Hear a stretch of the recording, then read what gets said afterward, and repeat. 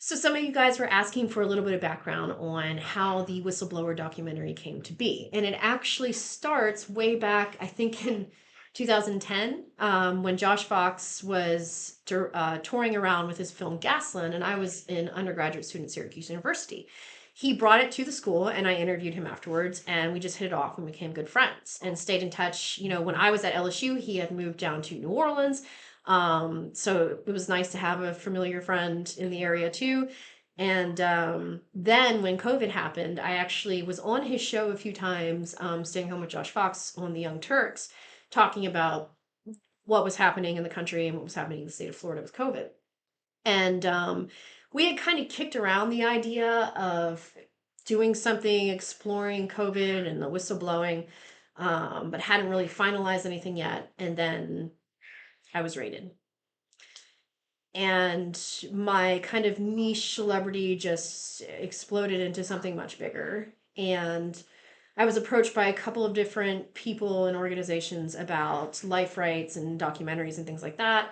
LA Media Fund reached out to me. Ben Crump apparently has a studio, and they reached out to me.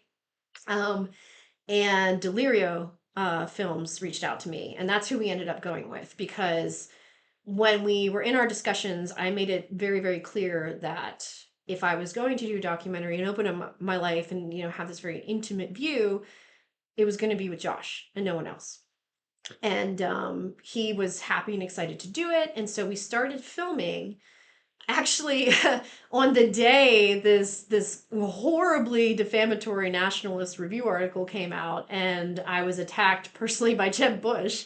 That was the first day we started filming. I think it was in April of 2021. So we had been filming for almost 3 years to put this movie together, and things just kept happening, twists and turns at every single corner, it seemed like. And he was there to capture some of these really profound moments in my life. Like, we were actually filming with my family in Mississippi when I got the letter in my email that was granting me whistleblower protection in the state of Florida. And he was with me the night before the campaign when the state had my campaign manager's husband arrested for attempted murder for shooting an intruder who was burglarizing them at 2 o'clock in the morning in the arm. And just things that are absolutely crazy that you've probably never heard because I was banned on Twitter that whole period of time. And captured all of this. I don't know how he's going to compress it into a single film. I haven't seen it yet. All I've seen is the trailer, which you can watch on YouTube, or I think it's pinned on my to the top of my page here. But it is going to be, I'm sure, a beautiful and magnificent and powerful film. And Josh will be joining me for a Q&A and discussion after the screening on September 13th, which is a Friday. We will do the screening at 11 and then have a Q&A and discussion and stuff afterwards. It's here in Washington, D.C. It's with the Whistleblower of America organization's Workplace Promise Institute, which is designed for whistleblowers, advocates, journalists, lawyers to kind of get an idea for what whistleblower protections are like in the United States.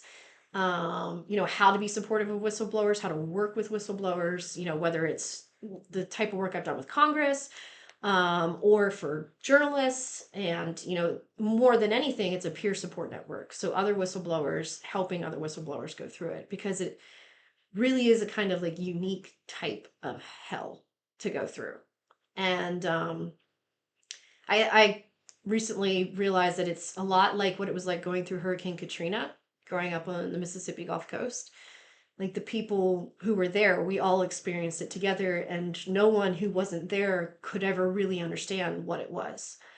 And they could be sympathetic towards it, they can be empathetic towards it, they could want to help, they could understand it, but they would never feel it quite the same. And whistleblowing is a lot like that. And Whistleblowers of America has been an amazing organization for me, along with the National Whistleblower Center. And I hope you will buy tickets. The link is in my bio. You can attend virtually if you want. You can come just for the last day, for Friday. There are going to be other incredible people speaking. I think Reality Winner's mom or sister is going to be there too. A lot of other international whistleblowers like Aris, who I was in Greece with not that long ago. Um, and it's totally worth it to kind of understand what this means for people when we decide to be these torchbearers for truth. And like I said, go to my link in bio. The very first link says get tickets. You go there, and then you can pick their student discounts, veteran discounts, 1-day passes, virtual passes if you just want to tune in from afar. You can also donate to this organization to help them. Like I said, they have been amazing towards me, and they do amazing work for a lot of people.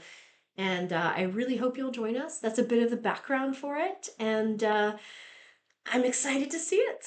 It's been over 3 years, and I've only seen that 5 minutes, or the 2 minutes, or whatever the preview is. So this will be a great first look, and hopefully help get some people excited about the wider release of the film. So hopefully I'll see you in September, and have a nice day.